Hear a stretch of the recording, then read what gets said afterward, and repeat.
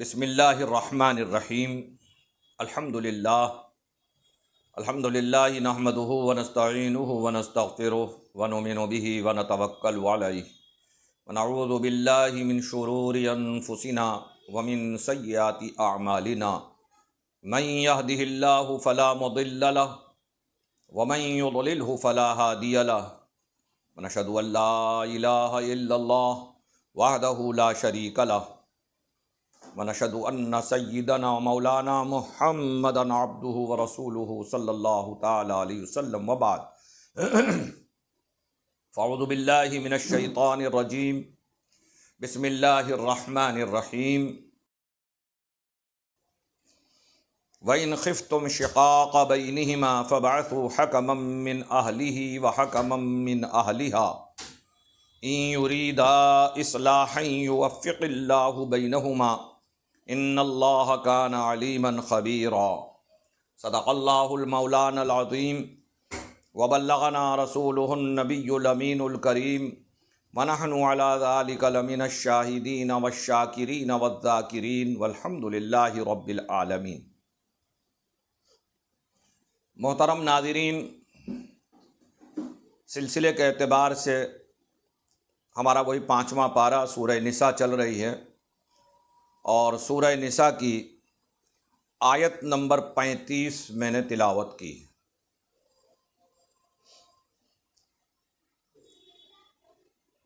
جس کا ترجمہ یہ ہے کہ وَإِنْ خِفْتُمْ شِقَاقَ بَيْنِهِمَا، اور اگر تمہیں میاں بیوی میں اختلاف کا ڈر ہو، جھگڑے کا ڈر ہو، تو فَابْعَثُوا حَكَمًا مِّنْ أَهْلِهِ، تو بھیجو ایک حکم، ایک جج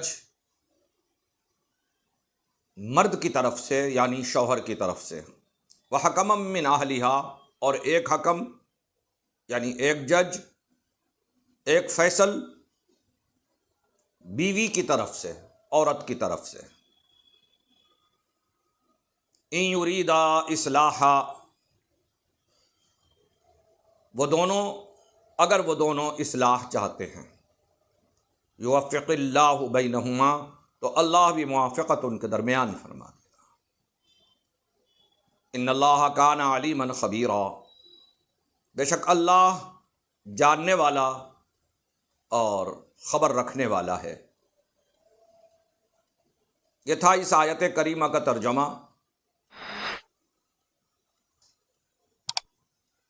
پچھلی آیت میں چونکہ ذکر ہوا تھا واللاتی تخافون نشوزہن فعظوہن واہجروہن فی المضاجع واضربوہن،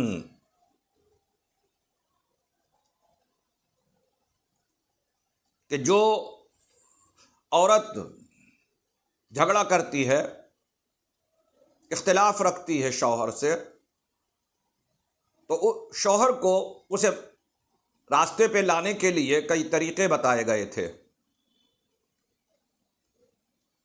کہ اسے پہلے سمجھایا جائے، پھر اس کا بستر الگ کر دیا جائے، شوہر اس کے قریب نہ رہے، اور پھر بھی اگر نہیں مانتی ہے تو ہلکی مار دی جائے، اسے تھوڑا مارا جائے۔ پھر اگر ان نصیحتوں سے، اب دو باتیں ہوئیں کہ ایک آیت اسی ٹکڑے میں بیان کر دیا گیا، اگلا بیان کہ فَإِنْ أَطَعْنَكُمْ فَلَا تَبْغُوا عَلَيْهِنَّ سَبِيلًا، پس اگر وہ ان ساری باتوں سے، ان نصیحتوں سے، اس سمجھانے سے یا ہلکی اس مار سے وہ صحیح ہو جاتی ہے اور اطاعت کرنے لگتی ہے شوہر کی، تو پھر اب تم اسے آر نہ دلاؤ، بھول جاؤ تم بھی اس کیس کو کہ ہمارا اختلاف ہوا تھا، آپس میں محبت کے ساتھ رہو۔ تو یہ ایک بات ہو گئی۔ اب کہا کہ اگر نہیں مانتی ہے، تم نے ہر طرح سمجھانے کی کوشش کی، تم نے اپنا بستر بھی الگ کر لیا، تم نے اس کو تھوڑی سی مار بھی دی، تھوڑا پیٹا، اس کی پٹائی کی، جو احکام بتائے اس پر عمل کیا، مان گئی تو ٹھیک ہے، اگر نہیں مان گئی تب بھی اسلام طلاق کو اتنا ناپسند کرتا ہے کہ اس کے بعد بھی ابھی طلاق کا حکم نہیں دے رہا، بلکہ ایک راستہ اور بیان کیا۔ جو مان گئی وہ صحیح ہے، جو نہیں مانی اس کے لیے ایک راستہ اور بیان کیا، اور وہ راستہ یہ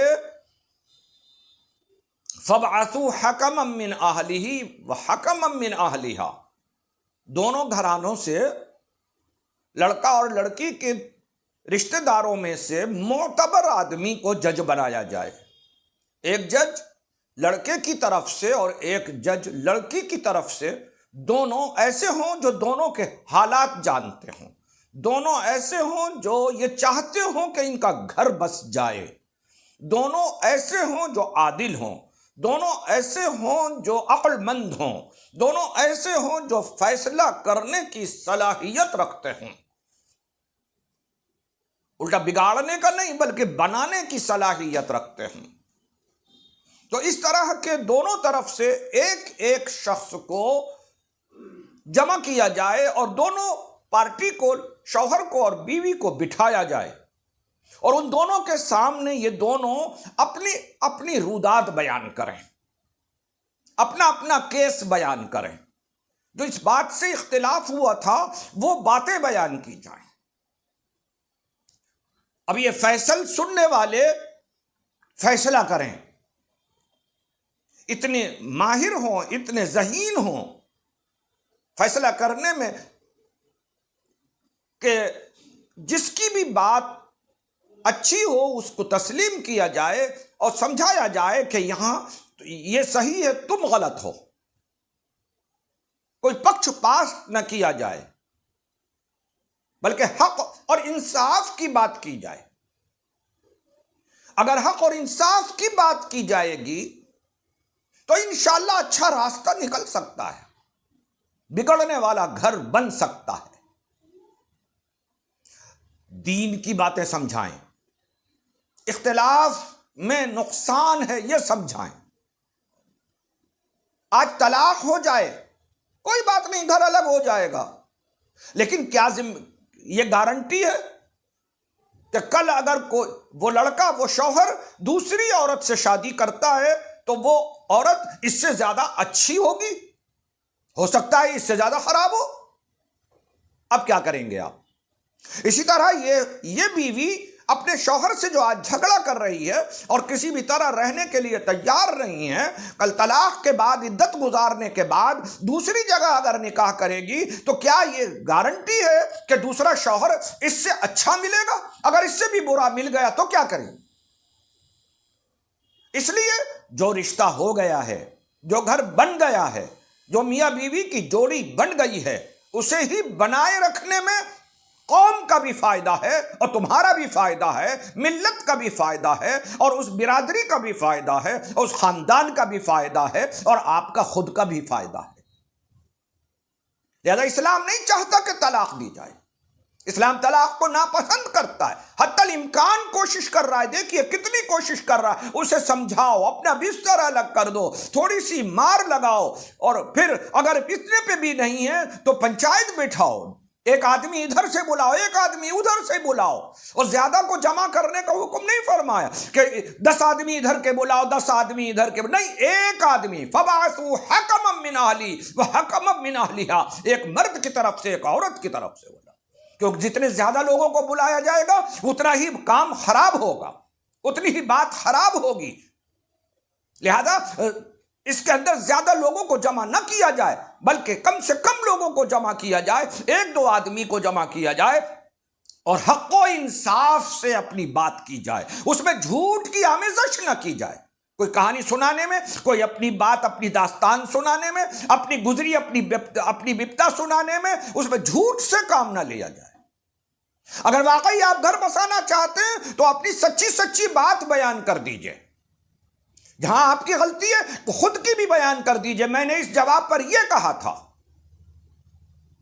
اس طرح سے گھر آباد ہوں گے۔ اختلاف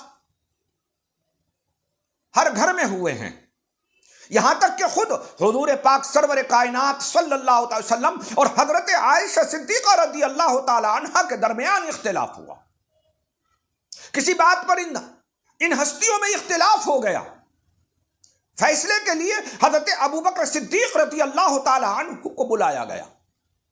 جب حضرت ابوبکر صدیق تشریف لائے تو حضور پاک صلی اللہ علیہ وسلم نے حضرت عائشہ سے فرمایا، عائشہ تم کہتی ہو پہلے اپنی بات بیان کرتی ہو یا میں بیان کروں؟ حضرت عائشہ نے عرض کیا حضور آپ ہی بیان کیجئے۔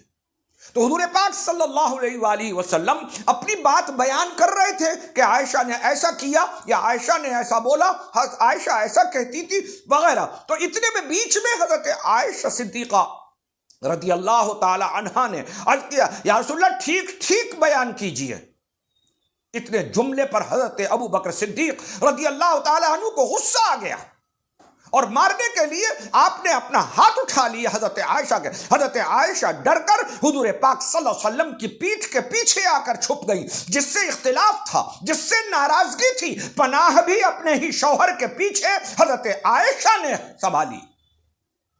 حضور پاک صلی اللہ علیہ وسلم نے ہاتھ لگا لیا اور حضرت عائشہ کو بچایا اور پھر ارشاد فرمایا جاؤ ابوبکر آپ جائیے، ہم اپنا فیصلہ اپنے آپ کر لیں گے۔ حضرت عائشہ صدیقہ رضی اللہ تعالی عنہ والد کے جانے کے بعد پھر ناراض ہو کر منہ بنا کر بیٹھ گئیں، جس طرح عورتوں کی ادائیں ہوتی ہیں۔ اپنی اس ادا کا استعمال کرتے ہوئے حضرت عائشہ پھر تھوڑا سا ناراض ہو کر منہ پھلا کر بیٹھ گئیں۔ حضور پاک صلی اللہ علیہ وسلم نے مسکراتے ہوئے ارشاد فرمایا عائشہ باپ کے جانے کے بعد پھر ناراض بیٹھی ہو؟ ابھی جب انہوں نے مارنے کو تمہیں لیا تھا تب تو تم مجھے میرے ہی پیچھے چھپی تھی۔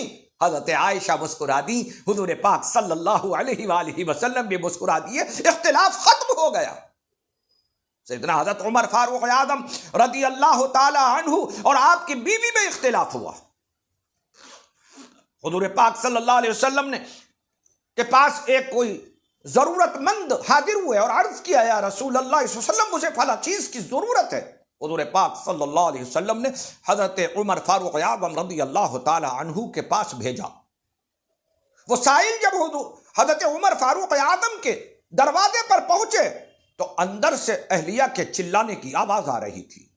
تھوڑی دیر جب کھڑے رہے اور اندر سے آواز بند ہو گئی تب آہستہ سے دستک دی، اس سائل نے سیدنا فاروق اعظم رضی اللہ تعالی عنہ باہر تشریف لائے۔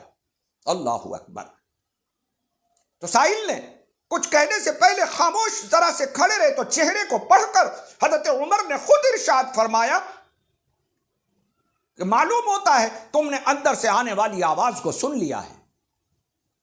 انہوں نے ہاں یا نہ میں کوئی جواب نہ دیا۔ حضرت عمر سمجھ گئے۔ عمر فاروق اعظم کا جواب سنیے۔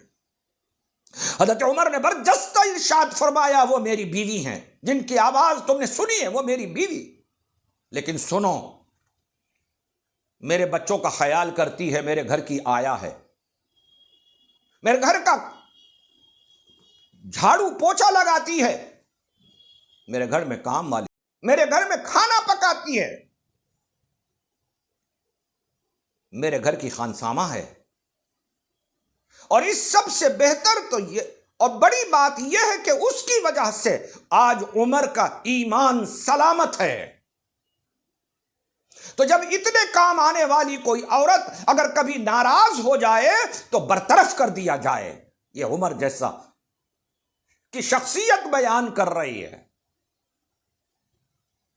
اور آج ہم ذرا سی بات کے اوپر اپنے گھر کو بگاڑ لیں، چاہے وہ خاتون ہو یا مرد، دونوں اپنے آپ کو سوچیں کہ ہمیں اپنے گھر کو کس طرح بنانا ہے۔ آج ہمارے اندر صبر نہ رہا، جس کی وجہ سے خلا اور طلاقیں زیادہ ہو رہی ہیں۔ پہلے اتنی طلاقیں سننے میں نہیں آتی تھیں، اتنا خلا سننے میں نہیں آتا تھا جتنا آج کے وقت میں ہو رہا ہے۔ وجہ صرف یہی ہے کہ صبر نہ رہا، نہ لڑکے میں صبر ہے نہ لڑکی میں صبر ہے۔ پہلے نبھانے کی کوشش کرتے تھے، آج الگ ہونے کی کوشش کرتے ہیں۔ آج کی لڑکی کسی کے گھر میں رہ کر صبر کرنے کی کوشش نہیں کرتی، برداشت کا مادہ نہ رہا۔ اگر برداشت کا مادہ بڑھ جائے، دونوں کے اندر برداشت کا مادہ بڑھ جائے تو انشاءاللہ مسلمان کے یہاں کبھی طلاق نہ ہو۔ طلاق کو اسلام نے بہت غلط مانا ہے، حتی الامکان بچانے کی کوشش کی ہے، لہذا اسی وجہ سے یہ آیت کریمہ اللہ تبارک و تعالی نے نازل فرمائی کہ وَإِنْ خِفْتُمْ شِقَاقَ بَيْنِهِمَا فَابْعَثُوا حَكَمًا مِّنْ أَهْلِهِ وَحَكَمًا مِّنْ أَهْلِهَا۔ تو عزیزان محترم، میرے بچوں، میری آپ حضرات سے سب سے گزارش ہے کہ اپنے گھروں کو بنانے کی کوشش کریں، اپنے رشتوں کو نبھانے کی کوشش کریں، اپنے اندر اتفاق پیدا کرنے کی کوشش کریں۔ اختلاف میں مزہ نہیں ہے، اتحاد میں اور اتفاق میں مزہ ہے۔ متحد ہو کر رہیے، اپنے بچوں کا مستقبل دیکھیے، بچوں کی صحیح پرورش کرنے کی کوشش کیجیے، اسی میں بھلائی ہے۔ اللہ تبارک و تعالی ہم سب کو عمل کی توفیق عطا فرمائے، آمین۔ وآخر دعوانا ان الحمد للہ رب العالمین۔ السلام علیکم ورحمۃ اللہ۔